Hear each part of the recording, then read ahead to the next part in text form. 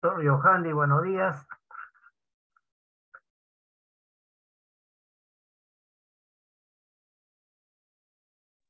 Buenos días, doctor Fernández. ¿Cómo está usted? Gusto en saludarlo. Qué gusto, doctor. Estamos esperando. Sí, doc, ya van a ir ingresando los alumnos. Sí, sí, sí, vamos esperando.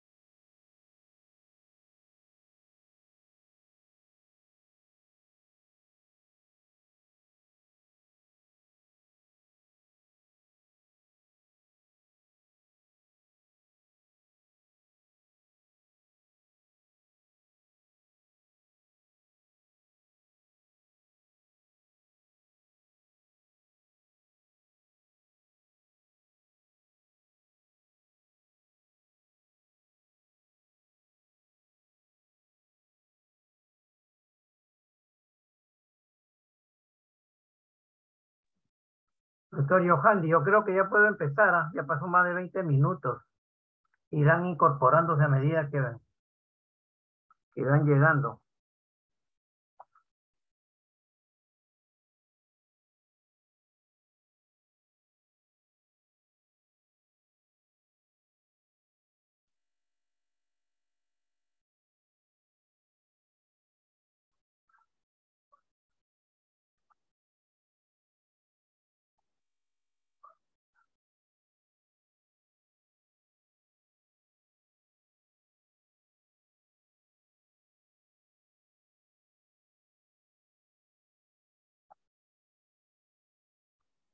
Bueno, voy a empezar.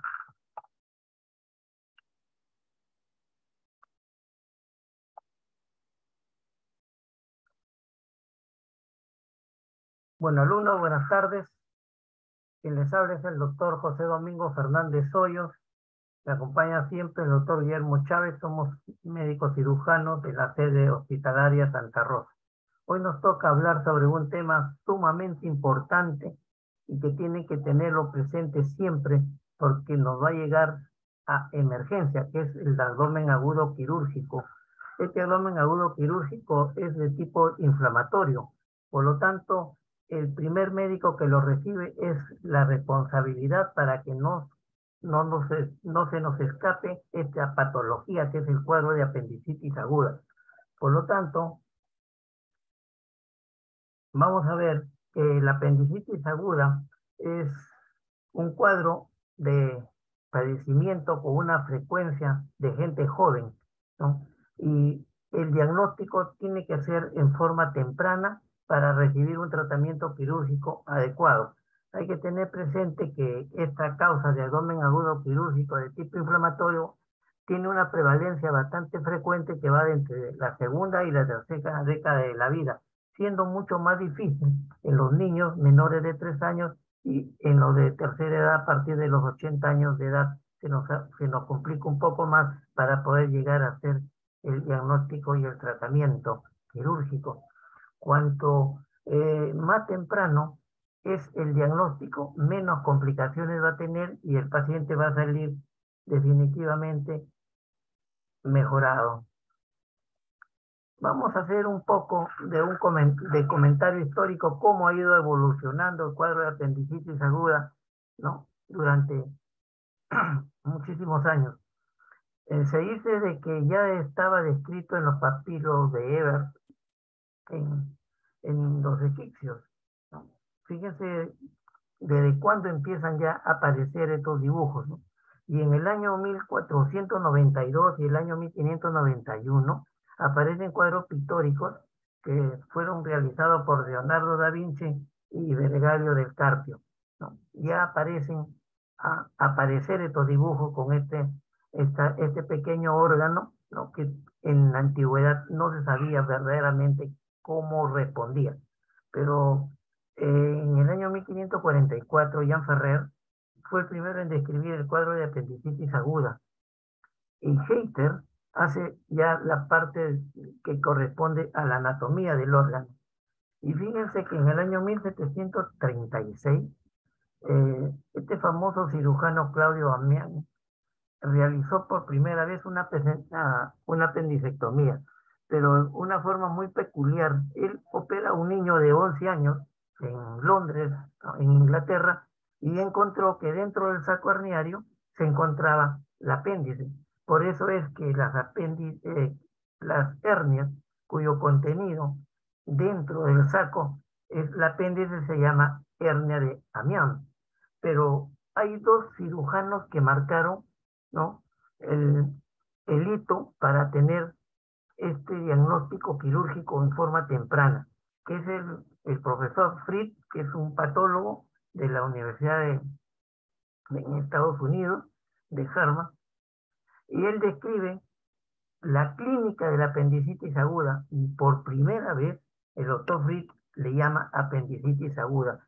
Antes se le llamaba teflitis, parateflitis, dolor abdominal. O sea, no había una forma clara de poder enmarcar este cuadro. Es a partir de 1886 que el doctor Fritz hace este avance en el cuadro de apendicitis aguda.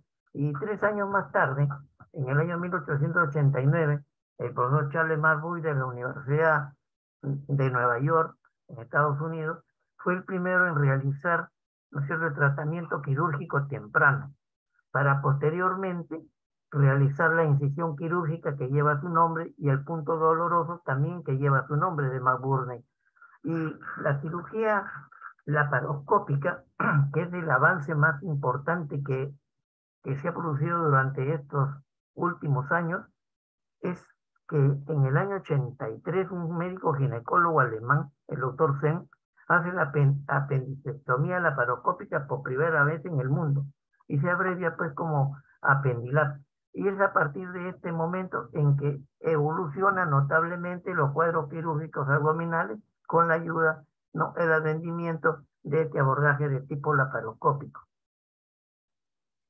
Acá tengo la imagen del profesor Fitz, patólogo, profesor de Harvard, ¿no?, quien describe los signos y los síntomas y da el término de apendicitis aguda.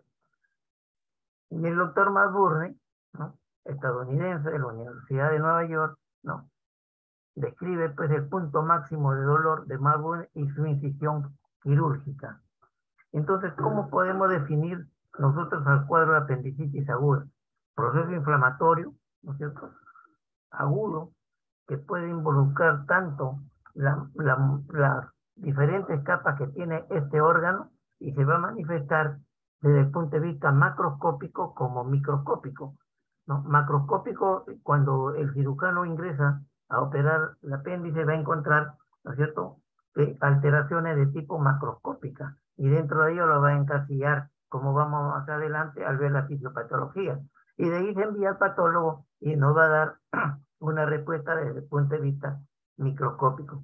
Entonces podemos decir que la apendicitis aguda va a constituir el principal cuadro de abdomen quirúrgico en todas las emergencias del mundo.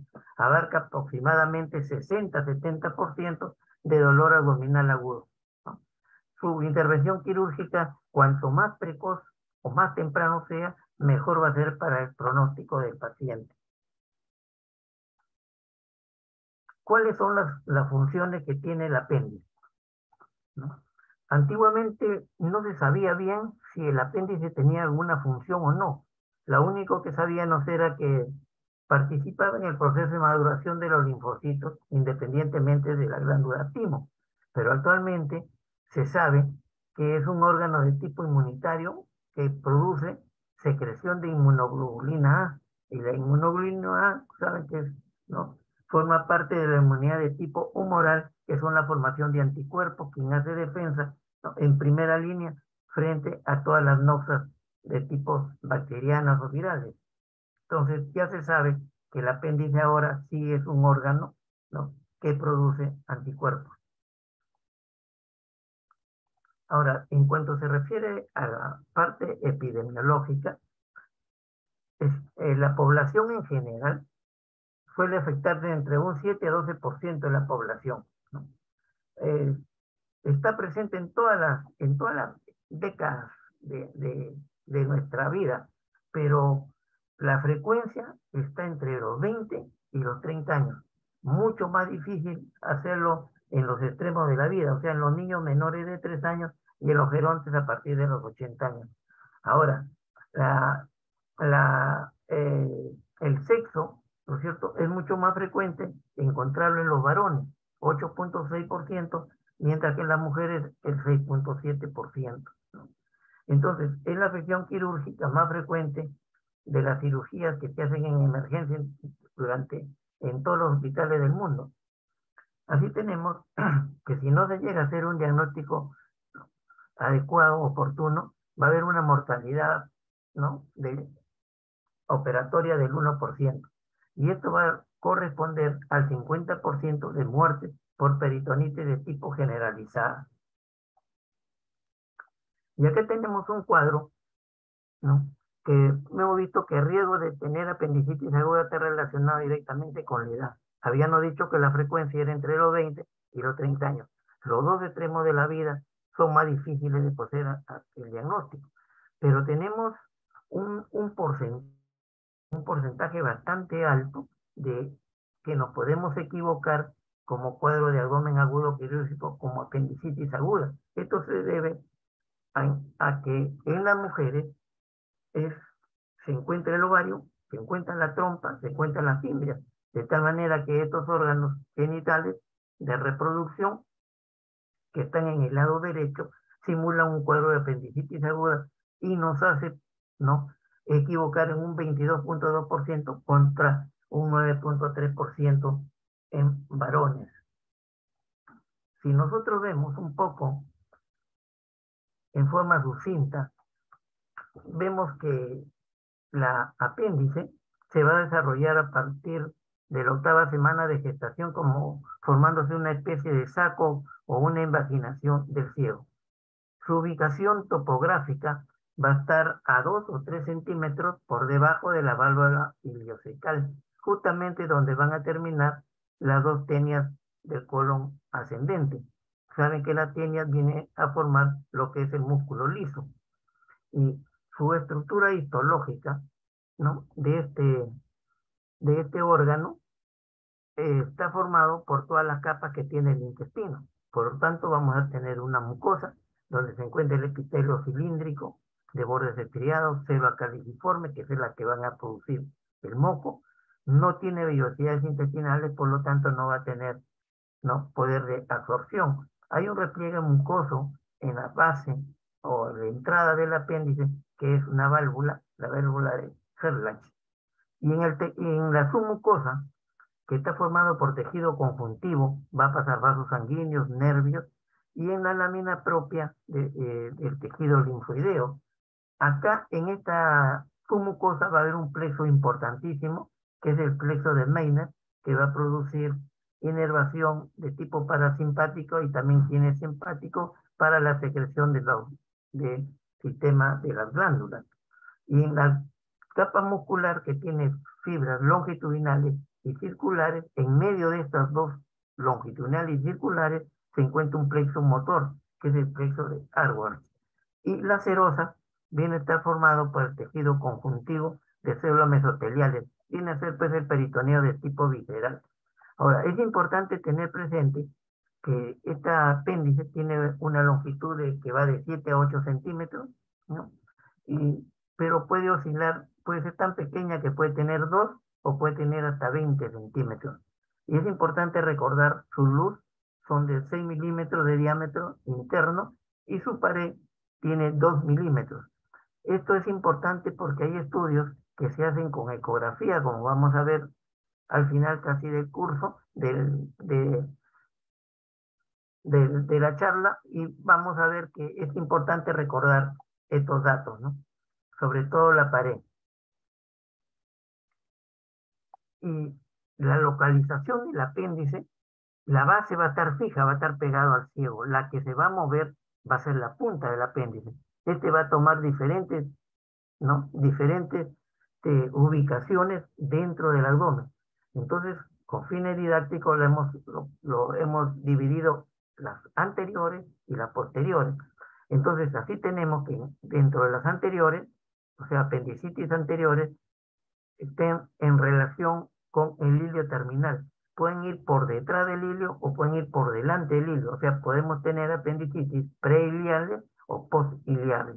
Hay un apéndice, una punta del apéndice que se va hacia el promontorio también.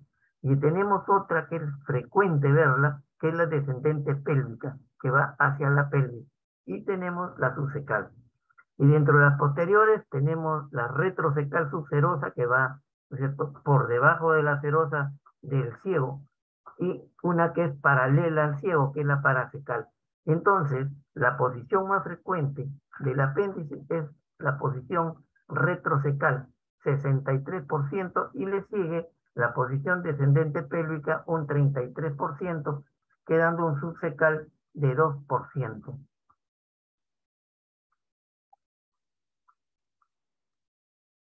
La irrigación.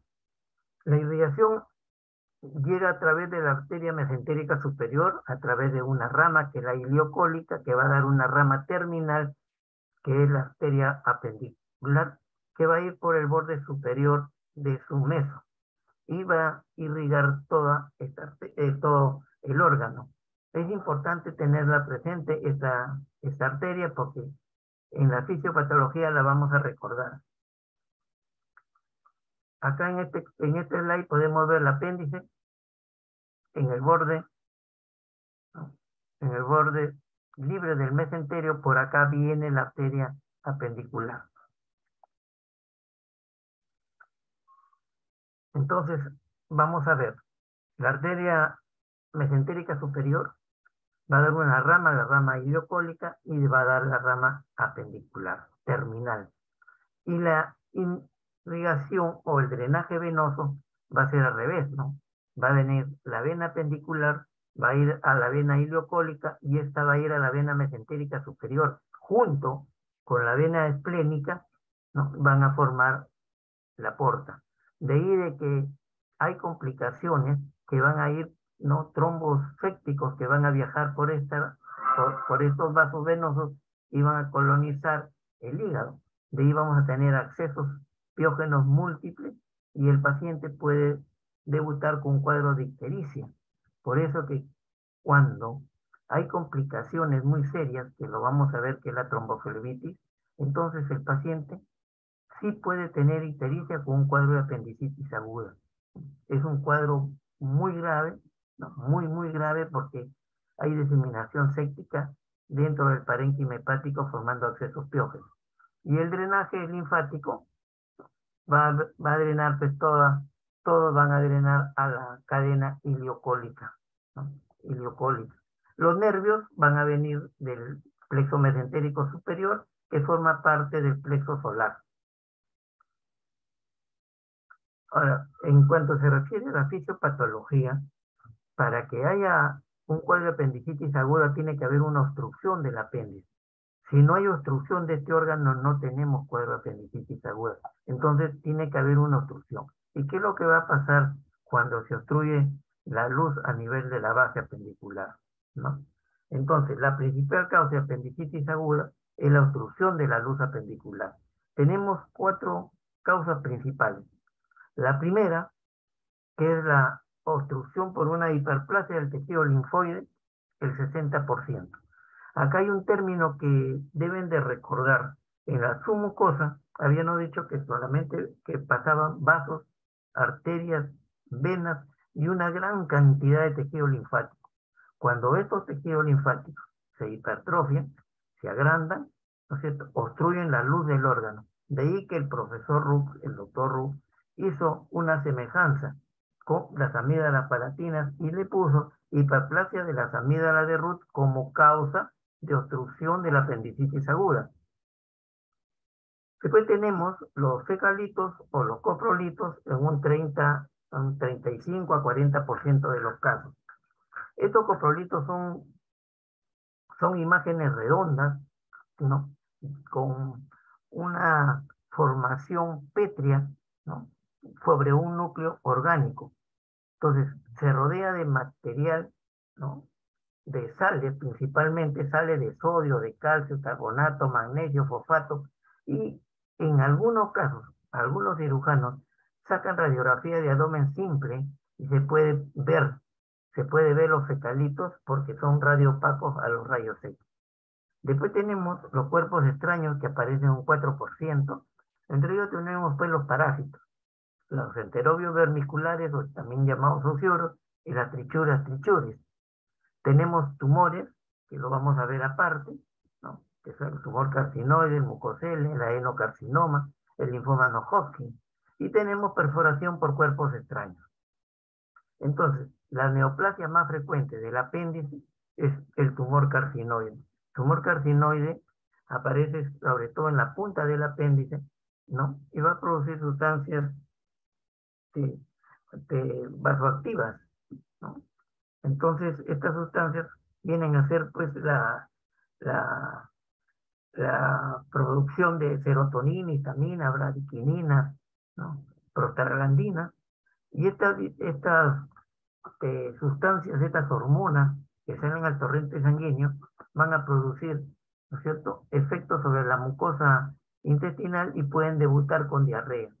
pero lo más característico es que producen una vasodilatación a nivel periférico, a nivel de cara y de cuello, produciendo un enrojecimiento de la cara o un rubor de la cara. Mayormente este tumor carcinoide, como es infrecuente presentarlo, se presenta, es muy difícil poder decir que es un tumor carcinoide. Mayormente es un hallazgo clínico o un hallazgo patológico cuando se hace la apendicectomía. Pero hay un examen, cuando se sospeche de tumor carcinoide, hay un examen que es el 5-hidroxiindol acético que se hace en orina. Cuando este sale positivo, podemos, ¿no es cierto?, tener, ¿no?, la presunción de que puede ser un tipo de carcinoide. Acá le quiero presentar una imagen de cuerpos extraños que han producido apendicitis aguda. Este es un caso que debuta con un cuadro de dolor abdominal de fosa ilíaca derecha, entra por ginecología y el ginecólogo piensa de que es un problema de tipo ovárico. Entonces, ingresan, hacen la incisión quirúrgica hacia una mediana infraumbilical y se encuentran con la sorpresa de que había un cuadro de apendicitis aguda y dentro de la punta del apéndice que estaba pegado al útero se encontraba un dispositivo intrauterino, que era la causa que estaba dando el cuadro de apendicitis aguda, y no tenía ningún cuadro de tipo ginecológico. Entonces ya nos llaman a nosotros los cirujanos y hicimos la apendicectomía, como lo ven acá, ¿no? Un apéndice totalmente gruesa, ¿no?, edematosa, con capa de fibrina y el dispositivo intrauterino con la punta que está ingresando, ¿no?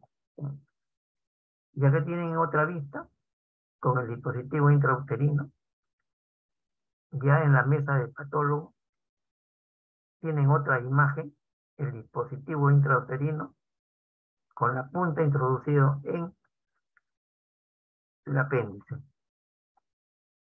Entonces, dentro de las neoplasias del apéndice tenemos el tumor carcinoide, que acabamos de decirlo, el mucocele, que viene a ser la acumulación de moco, ¿cierto?, dentro de la luz del apéndice y por lo tanto lo puede obstruir. El adenocarcinoma, que es mucho más raro, y el linfoma no-Hodgkin, ¿no? Se hace el diagnóstico del linfoma no-Hodgkin cuando no se encuentra la célula de Red-Stenberg. Ahora vamos a ver las diferentes etapas por las que está pasando la apendicitis aguda. Tenemos 4 etapas bien delimitadas, ¿no? Y debemos nosotros saberlas para poder hacer el tratamiento, sobre todo en la primera etapa, que es la apendicitis aguda congestiva o edematosa. Vamos a ver cada una de ellas: la flemonosa, la gangrenosa y por último la perforada. La apendicitis aguda gangrenosa y la apendicitis perforada corresponden a apendicitis de tipo complicada. Entonces, una apendicitis aguda congestiva edematosa, habíamos dicho que tenía que ver una obstrucción de la luz. Una vez que se ha obstruido la luz, ¿cierto?, por hiperplasia del tejido linfoide o bien por un fecalito, ¿qué es lo que va a pasar? Va a aumentar la cantidad de moco dentro de la luz del órgano. Esto va a hacer que se distienda el órgano y va a comprimir, ¿no es cierto? Lo primero que comprime va a ser a los vasos linfáticos y a las pequeñas vénulas. Entonces vamos a tener que esta secreción de moco sigue aumentando su presión y va a ser colonizado, ¿no es cierto?, por bacterias que van a venir del intestino. Entonces se va a formar un exudado dentro de la luz del órgano, un exudado de tipo plasmoleucocitario. Y estas bacterias van a invadir, ¿cierto?, todas las capas de la mucosa. Microscópicamente se va a ver invasión de polimorfos nucleares en la mucosa y en la submucosa. ¿Cuánto tiempo tarda en aparecer esta primera etapa del cuadro de apendicitis aguda? Entre 4 a 6 horas.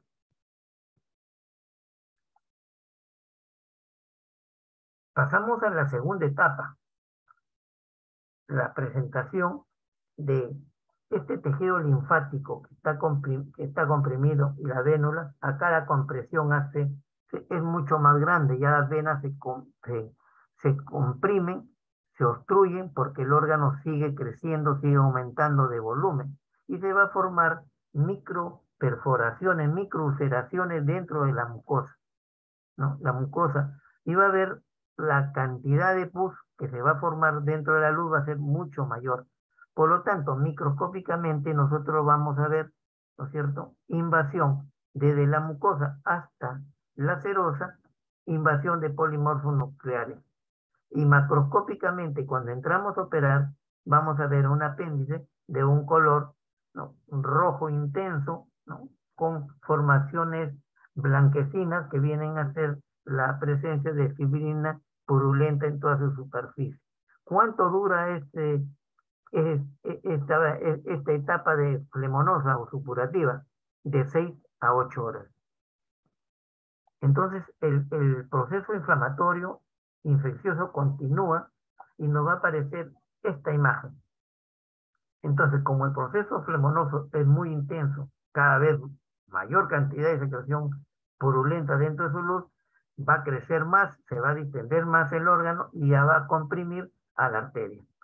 Entonces, cuando ya hay compromiso arterial, ¿qué es lo que va a pasar en la pared del órgano? Va a haber, primero, va a haber una anoxia, va a haber una isquemia, una necrosis y por último va a haber perforación, ¿no? Va a haber perforación. Y la flora de este exudado plasma leucocitario, que al comienzo era de tipo purulento por gérmenes, principalmente el Escherichia coli, ¿no?, que es un gran negativo aerobio, se agregan ya, ¿no?, se agregan gérmenes de tipo anaerobio como el Clostridium perfringens, ¿no?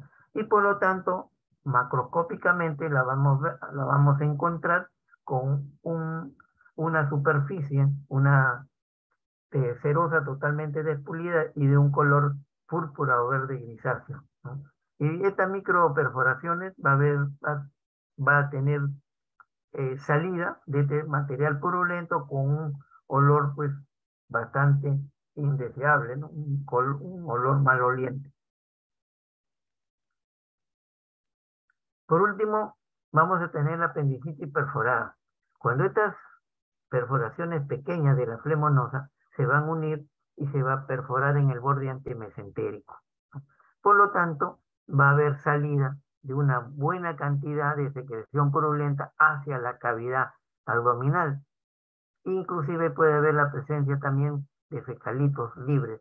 Y el olor es pues bastante fétido y bastante purulento. Acá tenemos esta imagen de un cuadro de apendicitis aguda con una perforación en la base.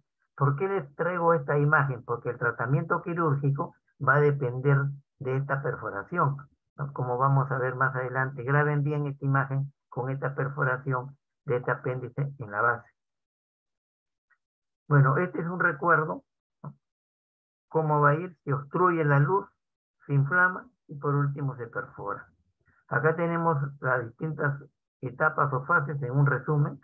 En la fase de congestivo catarral hay edema, congestión de la serosa, aumento de material, no, de bacterias, hay reacción del tejido linfoide y compresión del tejido linfático.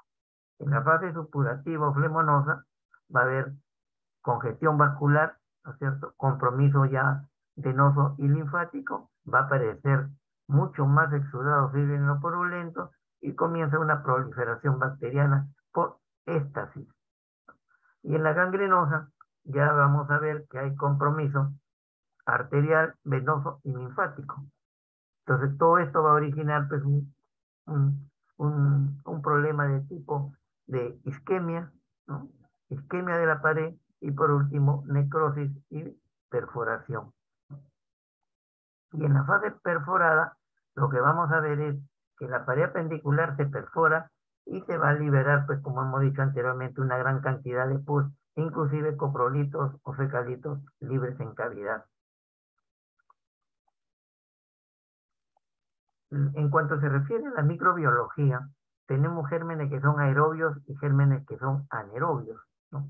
Entonces, dentro de los gérmenes anaerobios, tenemos el más frecuente, va a ser el Escherichia coli, va a haber Pseudomonas aeruginosa, va a haber Klebsiella y cocos gram positivos, estafilococos, ¿no? Enterococos, estreptococos. Y dentro de los anaerobios vamos a encontrar bacillus gram negativos, bacteroides fragiles, ¿no? Bacteroides, Fusobacterium, Pecto, Streptococcus y alguna especie de Clostridium dentro de la flora anaerobia como causa, ¿no es cierto?, de este contenido plasmoleucocitario dentro de la luz del apéndice. Lo más importante que tienen que recordar es esto, es el cuadro clínico. El cuadro clínico es típico, es responsabilidad del primer médico quien recibe, porque puede simular, ¿no es cierto?, un cuadro de gastritis, un cuadro de dispepsia. Entonces al paciente lo puede enviar a la casa y pues a las 8 horas viene nuevamente con dolor mucho más intenso y la apéndice posiblemente se encuentre perforada. Entonces, el cuadro clínico se va a instalar pues en menos de 24 horas, ¿no? Vamos a encontrar hiporexia en el 80% de los casos, ¿no? Vamos a ver vómitos, uno o dos vómitos al inicio del cuadro, que son posteriores al dolor, ¿no? Vamos a encontrar estreñimiento, distensión abdominal en algunos casos y diarrea en los niños. Y lo más característico es el dolor abdominal. El dolor abdominal tiene una secuencia. Primero va a aparecer, lo primero que va a aparecer es que el paciente se puede levantar muy temprano y va a sentir un disconfort, un dolor periumbilical o bien en el epigastrio, ¿no es cierto? Un dolor sordo, lento, mal definido, y el médico lo puede interpretar como si fuera una dispepsia. Este es el primer dolor de tipo visceral que aparece en el cuadro de apendicitis aguda. Ahí se mantiene por lo menos entre 4 a 6 horas. Posteriormente, a medida que pasan las horas, ya el dolor se va a desplazar desde el epigastrio o periumbilical, se va a ubicar en fosa ilíaca derecha. Entonces, este es el dolor de tipo somático o tipo parietal. Este dolor va a ser bien localizado, bien definido, y el paciente lo puede ubicar como si fuera un dolor de tipo hincado. Hay que recordar que el dolor visceral es conducido, ¿no?, por neuronas o por fibras aferentes de tipo C que tienen poca mielina y su desplazamiento son lentas. Por eso que el dolor es así. En cambio, en el dolor parietal son producidas por neuronas del tipo A delta, que tienen mucha mielina y son de ubicación bien rápida. Entonces, en la apendicitis aguda vamos a tener el primer dolor, que es de tipo visceral, y el segundo, que va a migrar a la fosa ilíaca derecha, ya se transforma en un dolor de tipo visceral o tipo parietal, de tipo parietal o tipo somático. Parietal o tipo somático. Aquí tenemos que tener presente algo importante. Durante las primeras 24 horas, el paciente puede tener un 7% de frecuencia que se puede perforar. Durante 48 horas, si tiene etosintomatología, 38% de perforación del apéndice. Y si estamos en 72 horas, el 90% de pacientes ya llegan, ¿no es cierto?, perforados. Entonces, tenemos el dolor, tenemos vómitos, tenemos hiporexia o anorexia, ¿no? Y en el caso más tardío vamos a tener fiebre con escalofrío, una fiebre que no llega a más de 38 grados centígrados. Y dentro de la signología, es lo más importante que deben de recordar, y vamos a verlo más adelante, es el signo de Marburg. Si ustedes trazan una línea imaginaria que vaya desde la espina ilíaca anterior superior hacia el ombligo, entonces lo dividen en tercios, un tercio, dos tercios. El tercio externo con los dos, el tercio externo con los 2/3 externos, este es el punto de Marburg. Al presionar en este punto va a despertar mucho dolor el paciente, ¿no?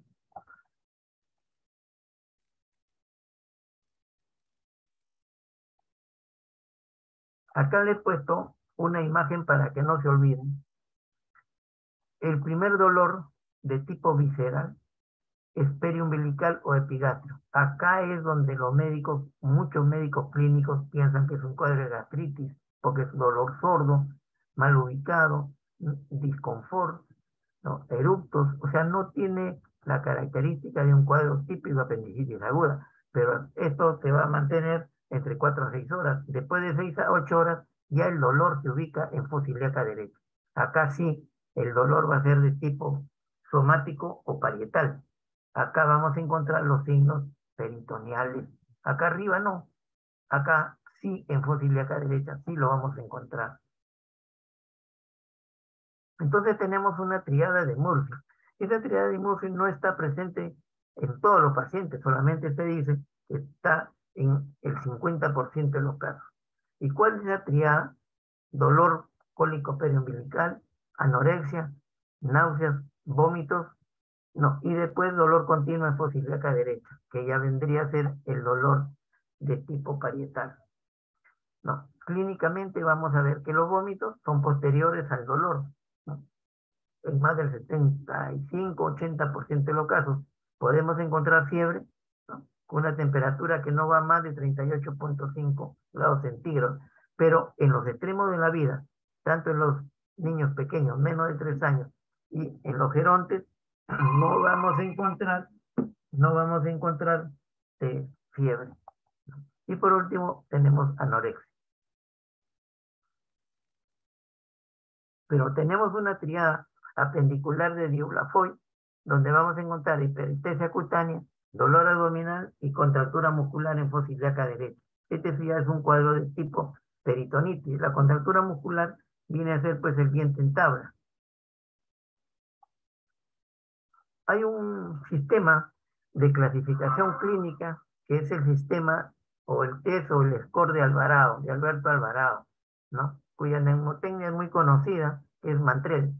Este autor Alvarado hizo esta clasificación en el año 1986 y eran 10 predictores, pero en el año 17, en el 2017, sacaron a la neutrofilia, desviación izquierda, entonces quedaron solamente 9. ¿Y en qué se basa este score de Alvarado? Se basa en 3 parámetros, en 3 predictores. Síntomas, que es la migración del dolor desde el epigastrio, ¿no es cierto?, hacia fosa ilíaca derecha, anorexia, náuseas y vómitos. O sea, estamos hablando, ¿no?, de la triada de Murphy.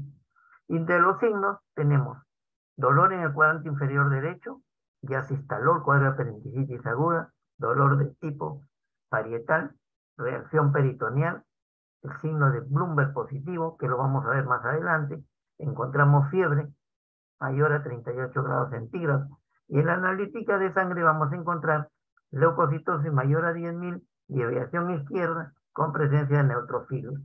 Entonces, esta clasificación le daba pues, en laboratorio tenían los 2 puntos, más 1 eran 3, ¿no? O sea, tenían los 3 puntos, solamente con laboratorio. Entonces, a cada síntoma les da un valor. Migración del dolor, 1. Por ejemplo, el dolor en el cuadrante inferior derecho tiene 2 y leucocitosis con desviación izquierda es 2. De tal forma que ahora vamos a tener 9. Vamos a ver qué es lo que pasa ahora. Fíjense, dolor en cuadrante inferior derecho tiene 2, signo de Bloomberg positivo tiene 1, migración del dolor. Bueno, esta es la forma clásica como, ¿no es cierto?, de Alvarado lo hizo. ¿Y qué importancia tiene desde el punto de vista clínico? ¿No? Podemos ver si el puntaje de Alvarado, que no está modificado, con 10 puntos, si tenemos de 0 a 4, no es apendicitis aguda. Por lo tanto, el paciente puede ir a la casa ir indicándole, ¿no es cierto?, ciertos signos de alarma. Si tenemos de 5 a 6 puntos, es una posible cuadro de apendicitis aguda. Se observa al paciente, ¿no? Se hospitaliza y se observa al paciente. Y si tenemos de 7 a 8, es muy probable que tenga apendicitis aguda. Entonces, ya acá cambia la cosa, ya tenemos que hablar de tratamiento quirúrgico. Y si tenemos 9 a 10, definitivamente es un cuadro de apendicitis aguda. Entonces, en este flujograma vamos a encontrar, según la escala de Alvarado, qué es lo que va a pasar cuando tienes menos de 4 predictores, cuando tienes de 4 a 6 y cuando está más de 6. Cuando tienes menor de 4, ¿no es cierto?, los síntomas menos de 4, entonces se va alta con control en 24 horas. Si mejora los síntomas, alta. Y si hay deterioro durante las 24 horas, ¿no?, deterioro de los síntomas, se interna al paciente, se controla en 24 horas. Si mejora, va alta. Y si no mejora, va a cirugía. Y de 4 a 6 se interna al paciente. Si mejora los síntomas, se va de alta. Y si no mejora, hay deterioro de sus síntomas, directamente va a ir a cirugía. Y cuando tiene mayor de 6, se interna al paciente, se prepara para tratamiento quirúrgico y se hace la apendicectomía. Entonces, el diagnóstico de apendicitis aguda se hace en base a la historia clínica y al examen clínico. Lo demás solamente es ayuda diagnóstica. Las analíticas de sangre, los exámenes de imágenes, solamente van a corroborar lo que nosotros hemos encontrado en la historia clínica y en el examen clínico, ¿no? Entonces, el examen físico tiene que ser prolijo, tiene que ser muy confiable, ¿no? Y tiene que estar en relación con los exámenes que nosotros hemos pedido. Entonces, la evolución clínica es uno de los elementos diagnósticos frecuentes. La característica del dolor, primero visceral y después parietal. Entonces, este dolor periumbilical o epigastrio va seguido de anorexia, ¿no? Y permanece, pues, como hemos dicho, de 4 a 6 horas. Después se va a localizar en el cuadrante inferior derecho, ya se transforma de dolor visceral a un dolor parietal o tipo somático, ¿no? Y ya puede aparecer posteriormente vómito. ¿Cuánto tiempo va a demorar? 6 a 8 horas. Acá va a venir, ¿no? Se va a agregar fiebre y en la analítica de sangre podemos encontrar leucocitosis, neutrofilia con desviación izquierda. En la exploración física de cuadro de apendicitis aguda, ¿no?, hay una gran cantidad de puntos y signos. Todos estos los vamos a desarrollar más adelante. Entonces vamos a empezar por el signo de Van Buren, el signo de rebote, el signo de Aron, el signo de Zoa. Ahora, el tacto rectal actualmente se ha dejado de utilizar. Siempre se hacía el tacto rectal y producía dolor al movimiento hacia el lado derecho, pero se ha dejado de usar. Signo del obturador interno-externo, cuando el paciente se encuentra bien complicado, ¿cierto?, frente a un cuadro de peritonitis, la ausencia de ruidos hidroaéreos nos está indicando que el paciente está en hilo. El vientre en tabla es una peritonitis de tipo generalizada. Todos estos signos vamos a tratar de explicarlos. Entonces acá tenemos puntos dolorosos de la apendicitis, puntos dolorosos. Entonces tenemos el punto de Burney, Burne, el punto de Morris, el punto de Lange y el punto de Lecene. El punto de Burne, lo vuelvo a repetir, es la línea imaginaria que vaya de la espina ilíaca anterior superior hacia el ombligo. Lo dividimos en tercios y el tercio externo con los 2 tercios internos se presiona en este punto y va a despertar mucho dolor. Entonces podemos sugerir de que estamos frente a una apendicitis de tipo parailiar. El punto de Morrison, ¿no?, es el que se encuentra ubicado igualmente en esta línea imaginaria, pero en el tercio interno con los 2 tercios externos. Se presiona ahí y produce este dolor. Esta es una posición del apéndice retroiliar. Y el punto de Lange El punto de Lange se hace mediante una línea que vaya del espina ilíaca anterior superior derecha hacia la espina ilíaca anterior superior izquierda. Igualmente se va a dividir en segmentos. Entonces, este punto de Lange se va a ubicar entre el tercio derecho, ¿no?, y el tercio medio de la línea, esta línea biespinosa. Entonces, presiono aquí y va a producir dolor. Entonces, me sugiere que la apendicitis es descendente pélvica. Y el punto del escene, que se presiona a 2 traveses de dedo por encima de la cresta ilíaca, ¿no es cierto?, anterior superior, ¿no?, pero del lado derecho por la parte posterior. Entonces acá nos va a indicar que la posición del apéndice es de tipo retrocecal. Estos son puntos dolorosos. No hay que confundir con los signos. Signos clínicos de la apendicitis deben haber pues unos 40 por lo menos, no sé, una cantidad enorme. Pero yo quiero que aprendan lo más importante, lo que vamos a utilizar para hacer el diagnóstico de apendicitis aguda. Por ejemplo, el signo de Bloomberg, ¿no? Se hace la maniobra presionando en fosa ilíaca derecha, presionas y descomprimes en forma brusca.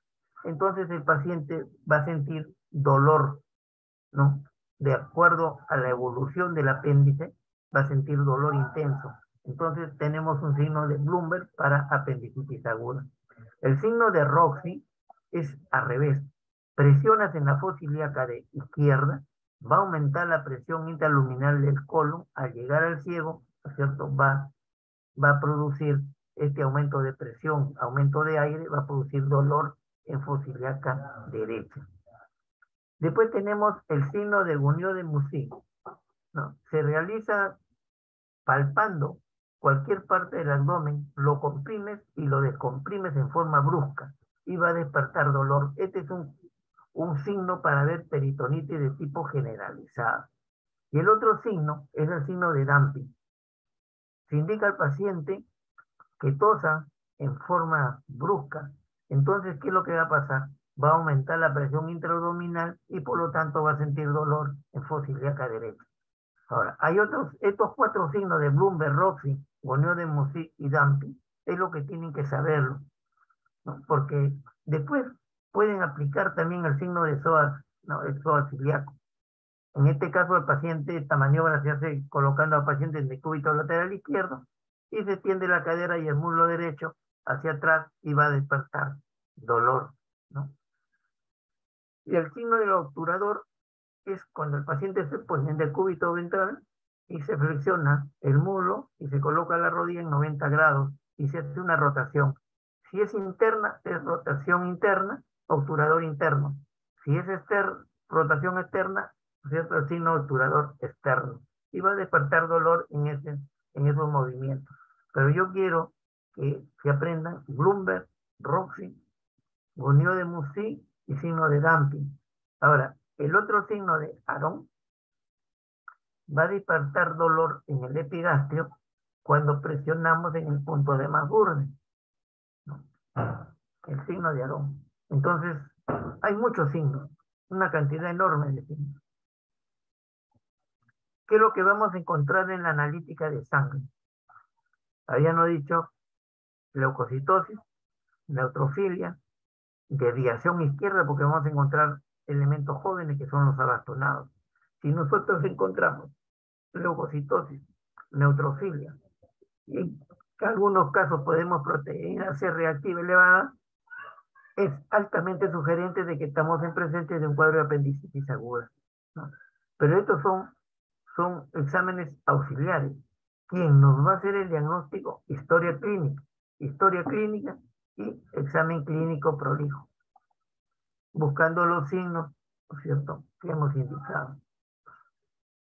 Ahora, se puede también pedir imágenes. Se pide imágenes, ¿no? Podemos pedir una placa simple de abdomen cuando el diagnóstico no es muy preciso. Entonces, ¿qué es lo que vamos a encontrar?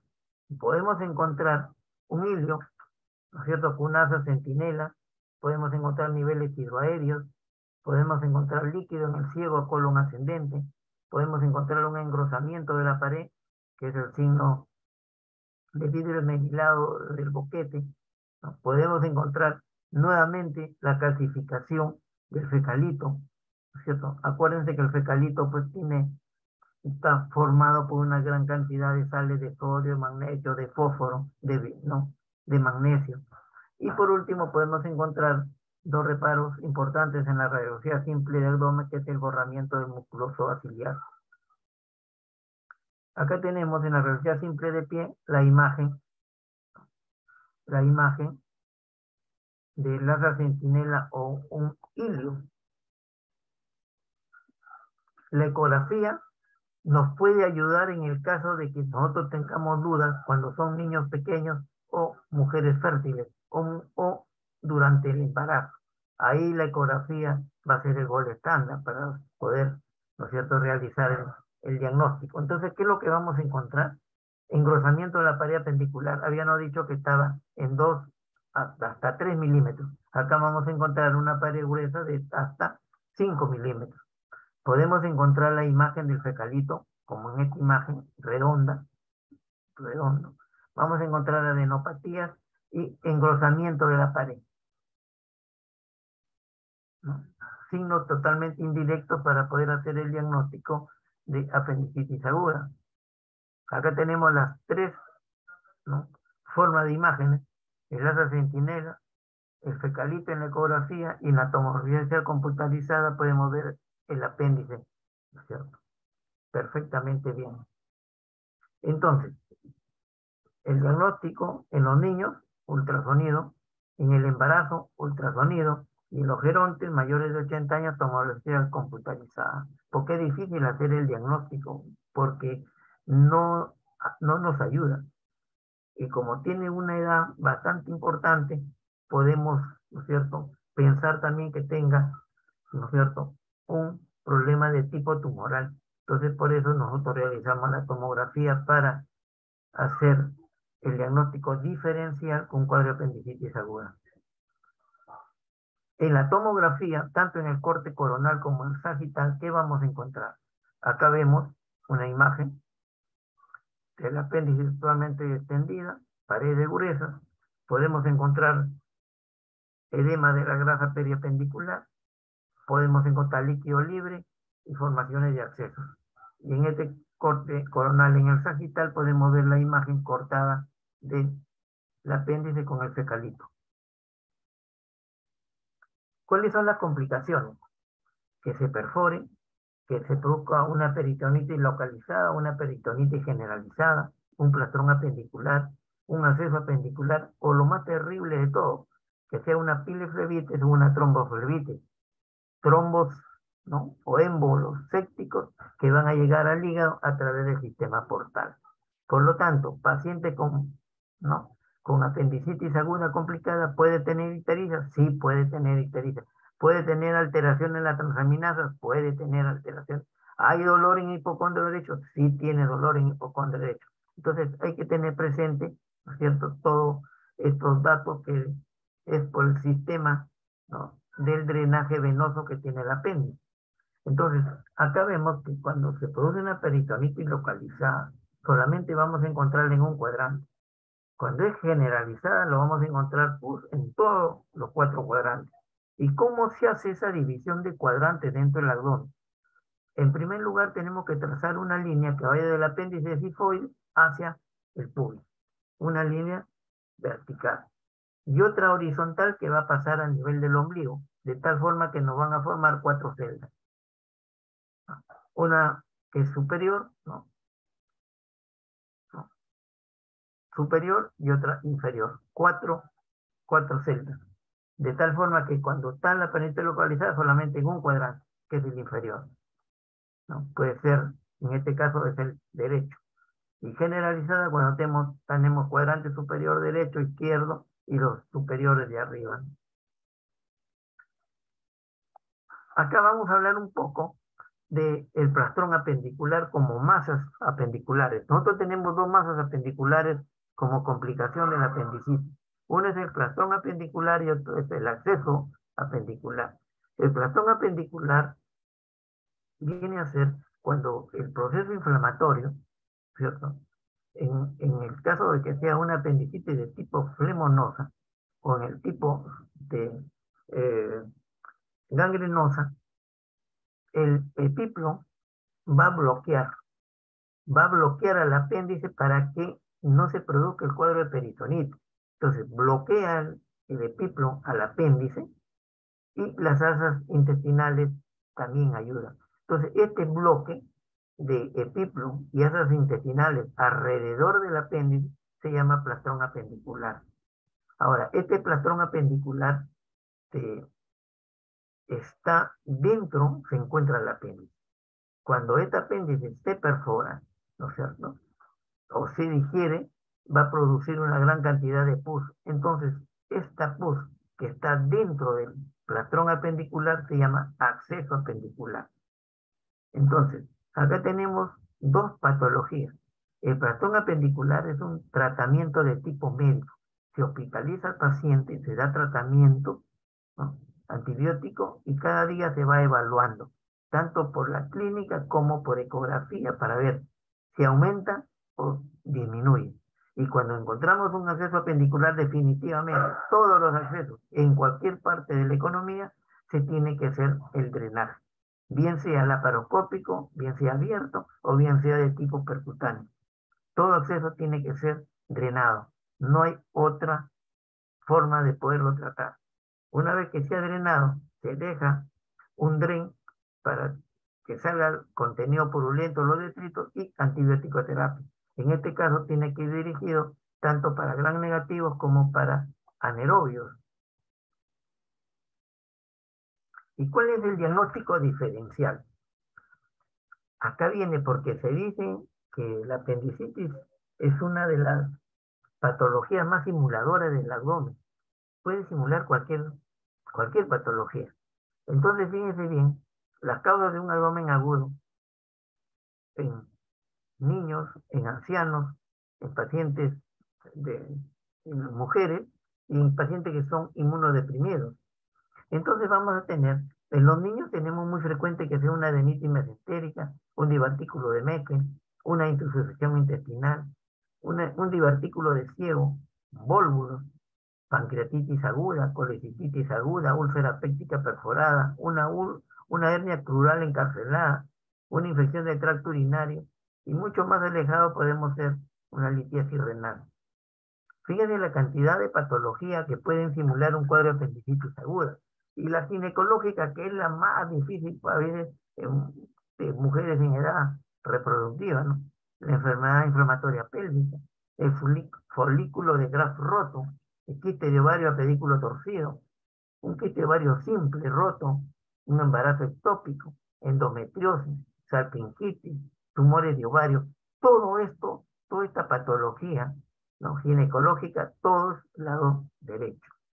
Todo lado derecho, que nos hace confundir con un cuadro de apendicitis aguda, tal como hemos visto en ese caso, ¿no es cierto?, que perforó, ¿no?, el dispositivo intrauterino, perforó, ¿no?, al apéndice, a la punta del apéndice, porque la punta del apéndice estaba pegado, ¿no es cierto?, al útero. Y el ginecólogo entró como patología, ¿no es cierto?, ovárica. Y una sorpresa terrible. El tratamiento. Tenemos dos formas de abordar la apéndice. Sacarla significa hacer la apendicectomía.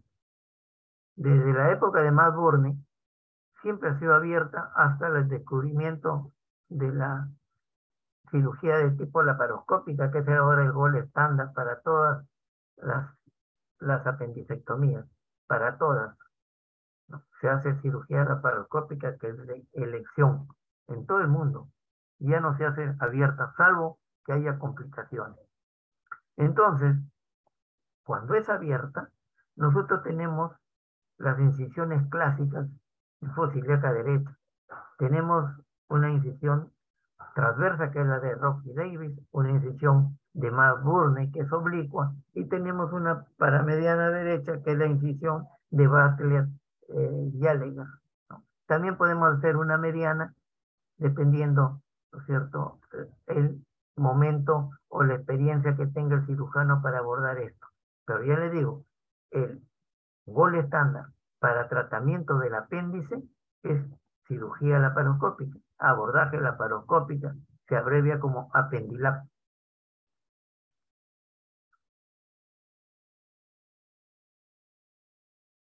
El tratamiento, tanto abierto como laparoscópico, sigue una secuencia. Primero tenemos que identificar el apéndice. Habíamos dicho que una forma fácil de identificarlo era seguir las tenias. Donde se unen las tenias, ahí encontramos la base del apéndice. Entonces, lo primero que debemos hacer es buscar, ¿no es cierto?, hacer una ventana pegado a la base para ligar la arteria apendicular y el mesoapéndice. Una vez que hemos hecho ese paso, ¿no es cierto?, seccionamos el mesoapéndice y tenemos el apéndice en forma libre. Entonces acá vamos a tener que tratar, ¿no es cierto?, la apendicectomía. Por eso les dije esa imagen donde veíamos que la apéndice estaba perforada en la base. Acá tenemos una imagen donde estamos viendo el apéndice, hemos hecho una ventana, ¿no?, y estamos ligando. Estas son las secuencias que les acabo de decir. Se secciona el mesoapéndice con su arteria, se secciona el apéndice en su base previa ligadura de la misma. El muñón apendicular lo vamos a ver de acuerdo a cómo se encuentra el apéndice. Si el apéndice no está perforada, dejamos entonces el muñón libre. Pero si está perforada, como la imagen en la base, tenemos que hacer nosotros, ¿no es cierto?, una introducción, una invaginación del, del, del pequeño muñón del apéndice. Entonces acá tenemos que emplear una sutura de tipo circular que es enjareta o bolsa de tabaco. Acá la vamos a ver, ¿no? Acá vamos a hacer la jareta o bolsa de tabaco. ¿Por qué? Porque la perforación estaba en la base. No hay forma de poderla hacer a muñón libre porque no nos queda espacio. Entonces lo único que nos queda es la jareta. Después que hemos hecho introducido este muñón y se cierra con la jareta, hacemos, ¿no es cierto?, una Z o una sutura en X para poder reforzar nuestro muñón apendicular. Y en cirugía laparoscópica vamos a emplear pues 3 trócares nada más. El laparoscopio que entra por el ombligo siempre y va dirigido hacia el fósil de acá derecha, y 2 pinzas, ¿no es cierto?, que son la Grasper o la Bicot para poder nosotros sacar la apéndice. Y siempre, ahora no hay una regla para poder hacer cirugía laparoscópica. Particularmente yo empleo los 2 trócares de 5 milímetros por encima del pubis, porque es más estético. Otros lo emplean poniendo en el hipocondrio derecho, ¿no?, en fósil de acá derecha. Bueno, cada uno se acomoda de acuerdo a cómo aprendió a hacer apendicectomía laparoscópica. Y uno de los mensajes es que antes de realizar la cirugía laparoscópica, el paciente debe de evacuar la vejiga, debe orinar. Y si no lo hizo, tenemos que hacer la descompresión de la vejiga con una sonda Nelaton o una sonda Foley en quirófano. ¿Por qué? Porque al momento de colocar las 2 pinzas, los 2 trócares supraumbilicales, podemos lesionar la vejiga. Acá tengo un videíto que no dura más de 3 minutos para que vean dónde la ubican el apéndice y cómo la encuentran siguiendo las cintillas del colon.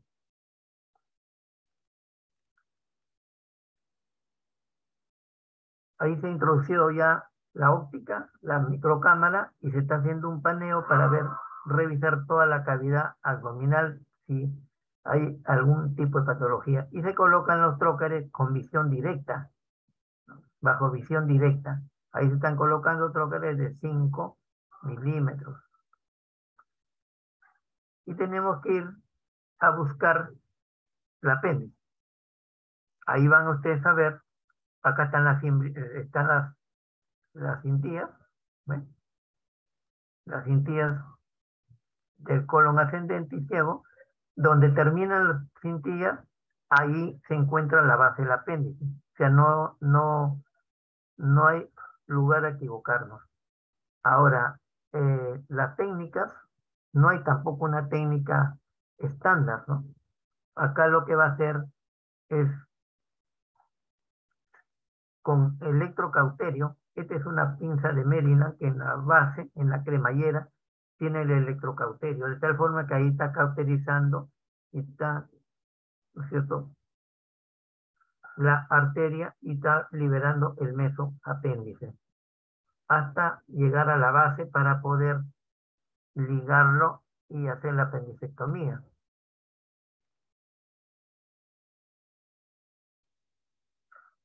Ahí continúa liberando todo el mesoapéndice, tanto anterior como posterior, porque en posterior también, ahí está en la parte posterior,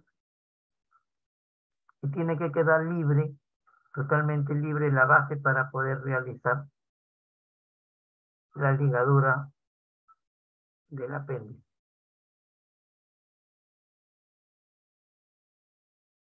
Ahí lo está haciendo con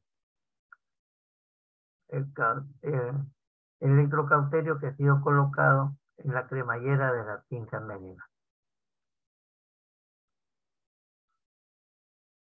Una vez que ya tenemos libre la base, tenemos que colocar tres suturas. Dos en la base que queda y una sale. Ahora, la colocación para ligar la base puede existir, podemos hacer nudos extracorpóreos o intracorpóreos. En este caso vamos a utilizar un extracorpóreo que ya vienen listos y preparados, hecho con Vicryl, ¿no? Y se coloca el lazo dentro de la base. Ahora, cuando no existe o no lo tenemos este endonudo preparado, entonces podemos hacerlo con un Vicryl dentro del órgano. Esa es una tijera de Meckenbauer, la misma que utilizamos también por abiertas, pero es diferente, ¿no? Esta es una pinza larga. Ahí tenemos la segunda lazada.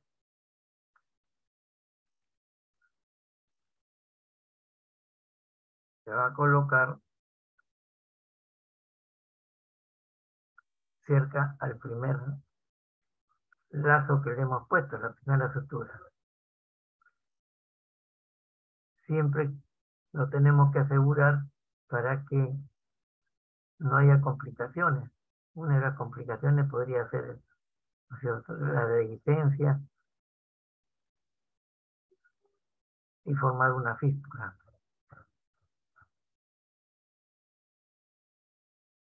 Ahí tenemos la tercera lazada para retirar y realizar la apendicectomía.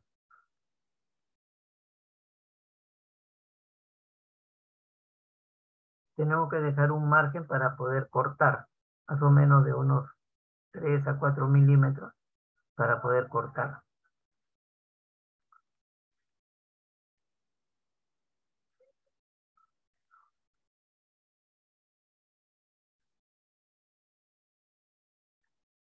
Ahí seccionamos. Acá estamos dejando un muñón libre porque no hay perforación en la base. Fíjense que ahí está la mucosa del apéndice, entonces se le hace un toquecito con el electrocauterio para evitar que las glándulas comiencen a producir mucosa. Una vez que se ha terminado la apendicectomía, se revisa la hemostasia y se retira el apéndice por T1, o sea, ¿por dónde? Por la cicatriz umbilical, ¿no? Y ahí se termina el tratamiento quirúrgico, que es muy rápido. Muchas veces uno demora en preparar al paciente que en realizar la apendicectomía. Y ahí está la pieza operatoria. Una apendicitis de tipo congestivo. ¿Y podemos tener complicaciones postquirúrgicas? Sí podemos tener. ¿Qué es lo que pasa? Tanto abierta como laparoscópica puede haber, ¿cierto?, que un vaso al momento de de hacer con el cauterio, se quemó y después se mueve la costra y sale y empieza a sangrar. Entonces, lo que produce va a ser un hemoperitoneo, como se ve acá, ¿no? Un hemoperitoneo. Y cuando nos damos cuenta, cuando el paciente se encuentra en recuperación, la presión arterial comienza a bajar, empezamos a tener taquicardia, la licenciada nos avisa y tenemos que, ¿no es cierto?, hacemos dos cosas, una ecografía, ¿no?, como si fuera un ecofaz, ¿no?, para ver líquido libre, y entramos nuevamente a ubicar el vaso que está sangrando. Podemos tener, si es abierta, una infección de sitio operatorio, como la imagen de abajo. Podemos tener un shock séptico cuando es una peritonitis generalizada. Puede haber un acceso residual. Puede haber un cuadro de obstrucción intestinal por vía de adherencias. Infertilidad, mucho más raro que haya porque a veces las trompas se pegan, pero es del lado derecho, nos queda el lado izquierdo libre. Entonces, para concluir las conclusiones, podemos decir que es la causa más frecuente de abdomen agudo. Su incidencia está disminuyendo notablemente. ¿Por qué? Porque ha mejorado la historia clínica y los exámenes, ¿no?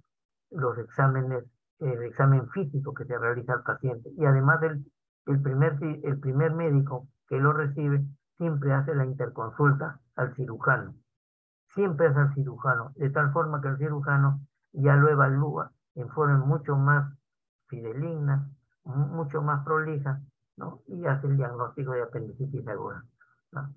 El diagnóstico de apendicitis, como hemos dicho, es mucho más difícil en la mujer, ¿no?, que en el hombre, en los niños y en los ancianos. La edad promedio es entre 20 y 30 años. Entonces, la historia clínica y el examen físico es la modalidad más efectiva de diagnóstico en la apendicitis aguda. Los demás exámenes son de ayuda diagnóstica, no nos van a hacer diagnóstico. Nos va a hacer diagnóstico la historia clínica bien realizada y el examen físico bien prolijo, en un ambiente adecuado, ¿no? Ahora, si el paciente tiene mucho dolor, porque puede suceder que tenga mucho dolor y ya tenemos nosotros la sospecha de un cuadro de apendicitis aguda, hay estudios, ¿no?, y reportes, ¿no?, como estudios grandes de tipo Cochrane, ¿no?, donde dice que sí se puede administrar, ¿no es cierto?, un analgésico de tipo opioide, porque ya tenemos el diagnóstico, ¿no?, y el paciente se tiene que operar. Entonces, el número de apendicectomías en blanco, o sea, quiere decir que no eran apendicitis, se puede reducir sin aumentar el número de perforaciones, solamente mejorando la historia clínica y el examen físico. Bueno, hasta acá hemos concluido con esta patología de abdomen agudo quirúrgico de tipo inflamatorio, apendicitis aguda. Ahora vamos a ver la otra complicación, que es la peritonitis. No, la peritonitis, vamos a verla desde un punto de vista de diferentes modos de clasificaciones que tiene. Entonces vamos a decir de que el peritoneo es una membrana serosa formada por tejido conjuntivo, por lo tanto vamos a tener dos hojas, ¿no? Una que cubre la pared interna de la cavidad abdominal, ¿no?, que es el peritoneo parietal, y la otra que es la que envuelve las vísceras. Entonces tenemos un peritoneo de tipo visceral, ¿no? Y por lo tanto, brinda también, mediante diferentes pliegues, mesos, epiplones y ligamentos, van a sostener los diferentes órganos. Se dice que la superficie peritoneal es de 22.000 centímetros cuadrados de mesotelio. Esto equivale al 75% de la superficie corporal.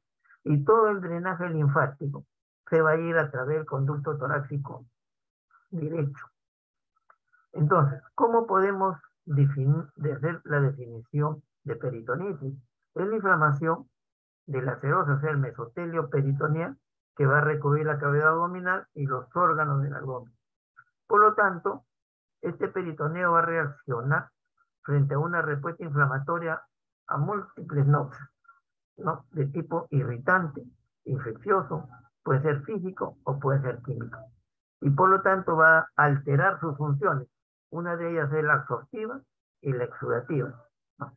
La absorción de este líquido peritoneal y la producción del líquido peritoneal, que está aproximadamente en 100 mililitros en 24 horas, que sirve para el deslizamiento, ¿no es cierto?, de las asas intestinales, para que estas no se depulan en el momento que hacen el peristaltismo, ¿no?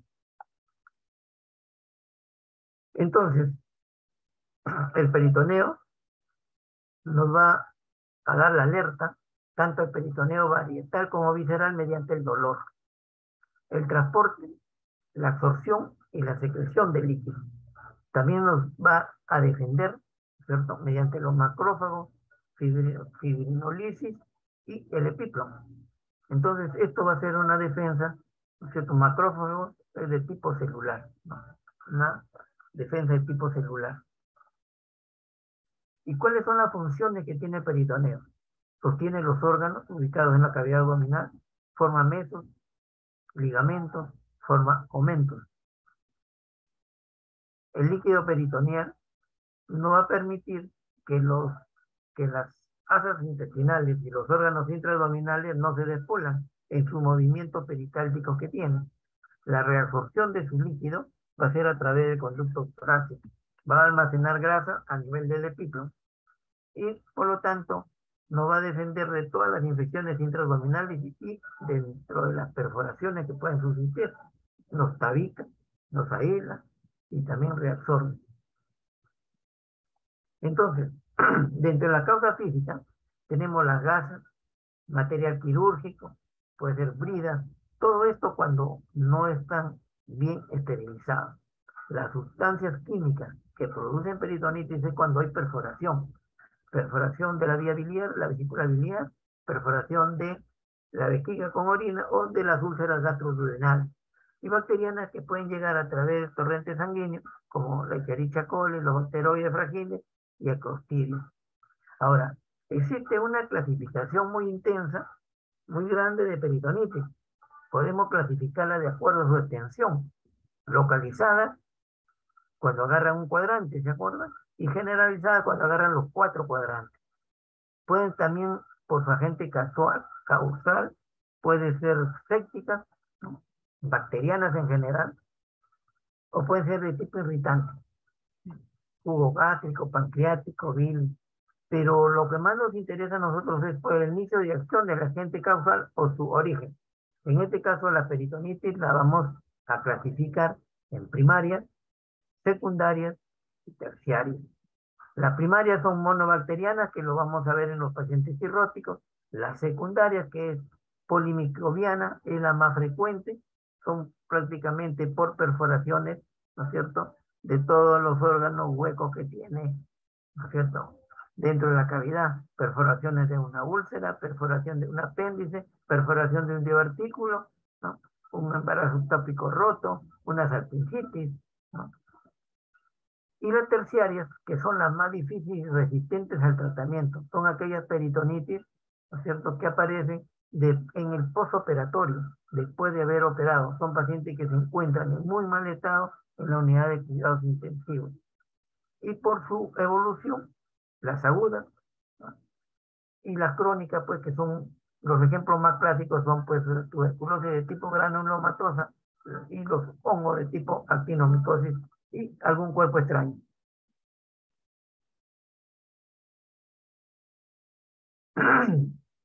Entonces vamos a ver por el origen del agente causal, primaria o espontánea.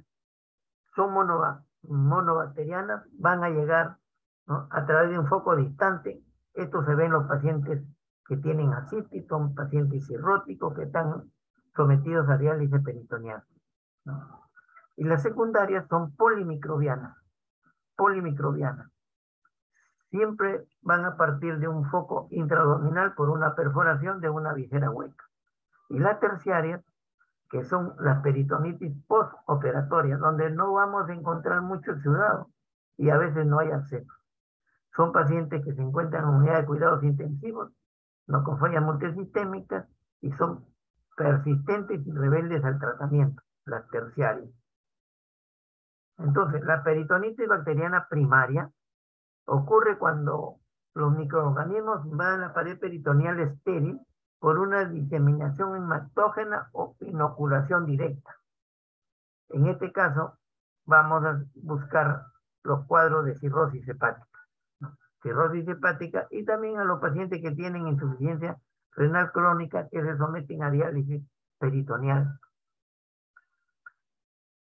Entonces, la infección del líquido ascítico, sin ningún otro sitio de infección intraabdominal, si nosotros encontramos, ¿no?, en un cultivo más de 250 polimorfos nucleares por milímetro cúbico, es la condición clínica para decir de que es una peritonitis primaria bacteriana. ¿Y qué es lo que vamos a encontrar? Habíamos dicho que era monobacteriana. Entonces vamos a encontrar gran negativo y aerobios, principalmente la Escherichia coli.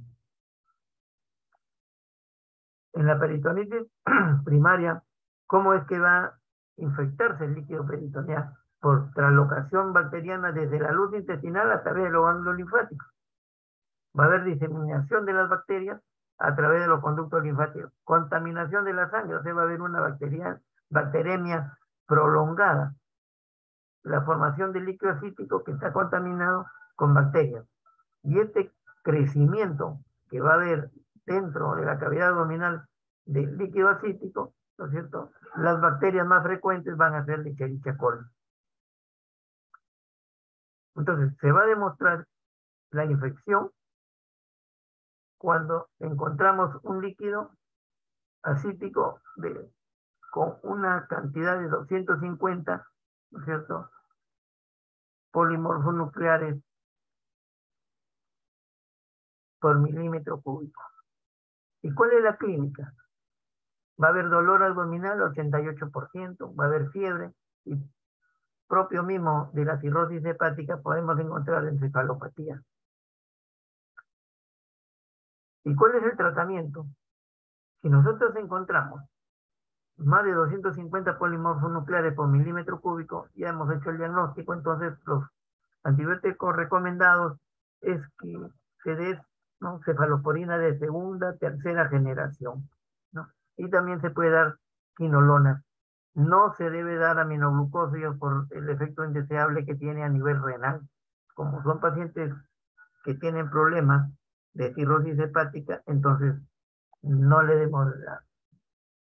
Y siempre se hace cultivo, ¿no? Siempre se tiene que hacer cultivo para hacer el tratamiento antibiótico oportuno.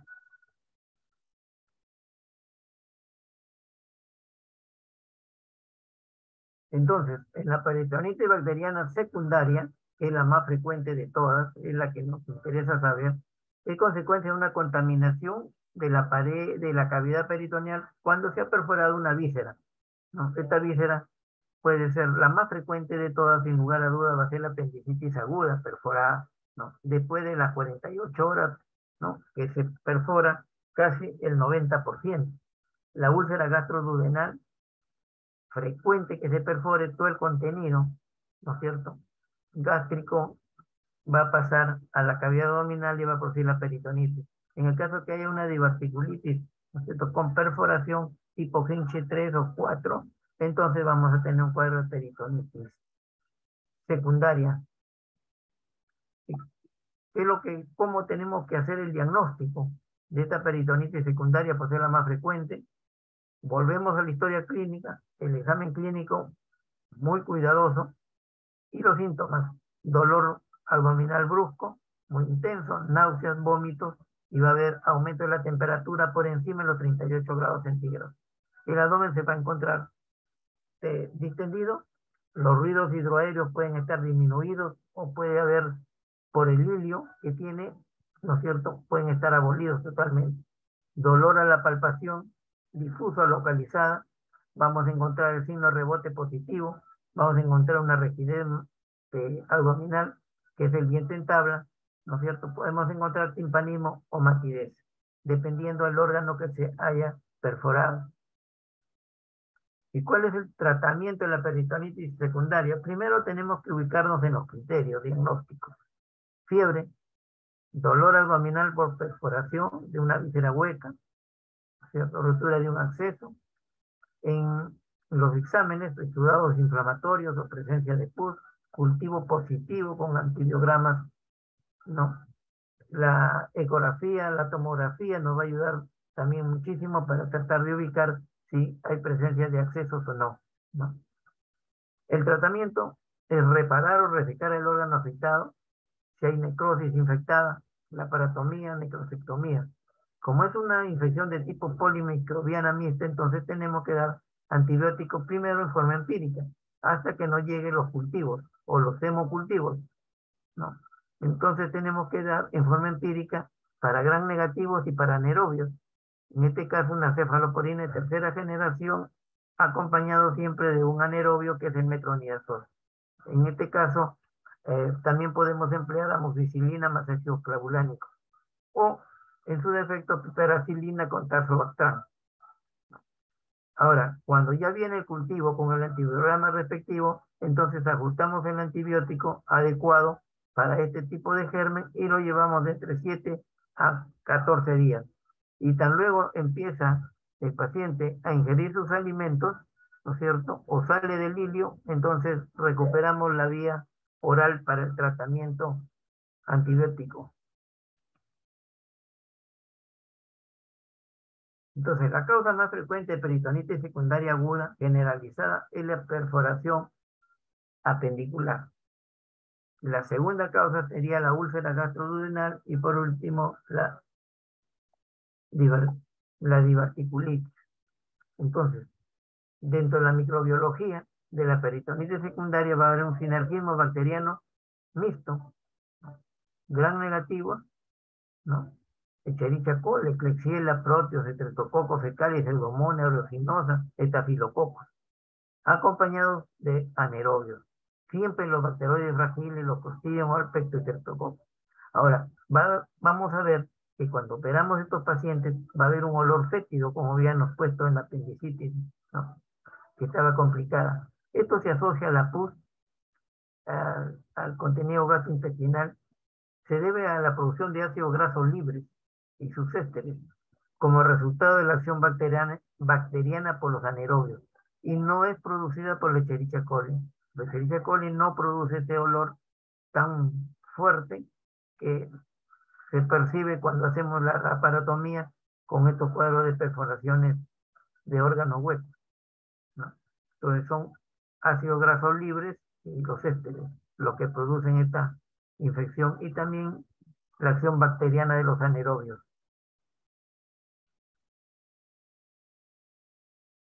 El tratamiento quirúrgico, existen tres principios fundamentales a tener en cuenta. Lo primero es que eliminar la fuente de contaminación bacteriana, hay que actuar quirúrgicamente sobre el proceso patológico que nos ha causado. Si es una perforación de una úlcera gastroduodenal, lo primero que tenemos que hacer en emergencia es colocar un parche de grasa, ¿no? Reducir el grado de contaminación bacteriana de la cavidad peritoneal, esto lo hacemos, ¿no es cierto?, con un lavado de todos los cuadrantes y prevenir la infección recurrente.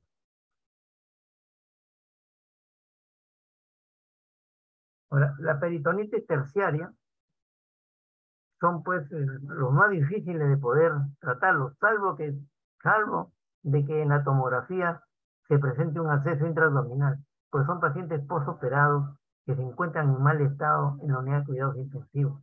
Entonces, ¿cómo hacemos el diagnóstico de la peritonitis terciaria? Examen físico, historia clínica, ¿no? Se encuentran en la unidad de cuidados intensivos, se solicita TEN, ¿no?, con o sin contraste, dependiendo cómo está la función renal, y los cultivos de la secreción con sus antibiogramas, ¿no es cierto?, o cultivos de, en este caso, vienen a ser hemocultivos seriados, ¿no? 2, 3 cultivos seriados cuando el paciente empieza a tener empieza a tener fiebre. Es en ese momento donde nosotros sacamos la muestra para hemocultivos. Los gérmenes que se encuentran van a ser gérmenes gram negativos, anaerobios, enterococos, y va a haber, acá van a aparecer los hongos, ¿no? Posiblemente la Candida albicans. Entonces, el tratamiento son rebeldes porque es una flora polimicrobiana. Entonces, si hay un acceso intraabdominal, hay que hacer una laparotomía, exploración quirúrgica y si hay acceso grande, drenaje, ¿no es cierto?, con colocaciones de drenes. El tratamiento empírico puede ser pues con meropenem, vancomicina y siempre se tiene que colocar un antimicótico, en este caso es fluconazol, ¿no? En casos más avanzados, cuando es más resistente la ticarcilina con la cetromazan más fluconazol, siempre se tiene que emplear los antibióticos de 7 a 10 días, ¿no? Cuando ya viene en forma terapéutica y hemos obtenido los cultivos con el antibiograma. Entonces, el tratamiento en la peritonitis terciaria, el soporte es sumamente importante. Pacientes que están en UCI seguramente que ya están con nutrición parenteral, ¿no? Los antibióticos, los antifúngicos y si hay acceso, tratamiento quirúrgico. El tratamiento quirúrgico va a consistir en eliminar la causa de que está contaminando, reducir la cantidad del inóculo bacteriano, prevenir la recurrencia de la sepsis. Esto pues hacemos mediante una laparotomía, una relaparotomía o bien, ¿no es cierto?, a demanda. Siempre se deben tomar cultivos, siempre se debe tomar cultivos de la secreción si la encontramos. De esta manera vamos a reducir la morbi-mortalidad, la estancia hospitalaria, el ingreso a la unidad de cuidados intensivos y vamos a disminuir los costos hospitalarios. Dentro de los exámenes auxiliares, la analítica de sangre, el hemograma, podemos pedir, dentro del hemograma viene el hematocrito, recuento de plaquetas, podemos pedir potasio, sodio, ¿no? AGA, que es los gases arteriales en sangre, podemos pedir cultivos, hemocultivos, ¿no?, dependiendo cómo está el estado del paciente, ¿no? En imágenes, ¿qué es lo que vamos a pedir? En una radiografía simple de tórax, no podemos ver aire por debajo del diafragma, que es la imagen característica que se suele presentar, ¿no? Acá no se ve bien la sala de gaviota, los niveles hidroaéreos por caso de obstrucción intestinal o bilio, el signo de vidrio esmerilado que se observa por despulimiento del colon, el signo de revoque por edema de colon o de las asas intestinales que se están uniendo unas con otras, el borramiento de los músculos zooaciliacos que acá no se ve, ¿no? Acá se ve apenas, acá no se ve. Y por último tenemos la tomografía espiral multicorte. Es la prueba más utilizada para diagnosticar peritonitis. Esto se hace con o sin contraste. El diagnóstico precoz de peritonitis se realiza la mayoría de las veces en base a los síntomas, a la historia clínica y un acucioso, ¿no?, prolijo examen clínico. Las pruebas analíticas, pruebas de imágenes, se tienen que pedir. Lo más importante y el gol estándar para peritonitis es la tomografía axial multicorte, con o sin contraste. Esto va a depender mucho de la función renal, ¿no? Acá tenemos esta imagen de un acceso intraabdominal, ¿no?, realizada por tomografía axial multicorte. Acá tenemos un tremendo acceso, ¿no?, que tiene que ser drenado definitivamente por vía laparoscópica, vía abierta, percutánea. Eso va a depender, ¿no es cierto?, de la ubicación, la cantidad, porque no todos, porque a veces tienen un contenido purulento muy espeso y no pueden salir por los catéteres que son delgados. Entonces se tiene que emplear la vía laparoscópica o la vía abierta. Bueno, con esto he querido concluir el cuadro de apendicitis aguda, ¿no?, y la patología de peritonitis, que es la complicación más frecuente que vamos a ver como, ¿no?, peritonitis de tipo secundario. Ahora tenemos muy pocos alumnos, solamente 10. No sé si me han entendido. ¿Tienen alguna pregunta? ¿Algo que les ha llamado la atención o quieren aprender más? Pueden realizar la pregunta mediante el chat o lo pueden hacer a mano alzada.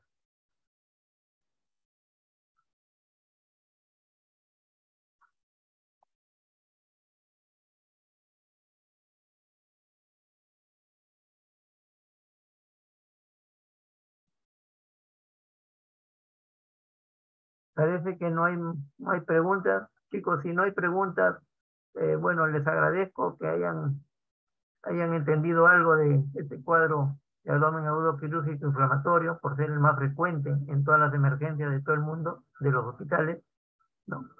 Y solamente hemos tenido una concurrencia de 10 alumnos.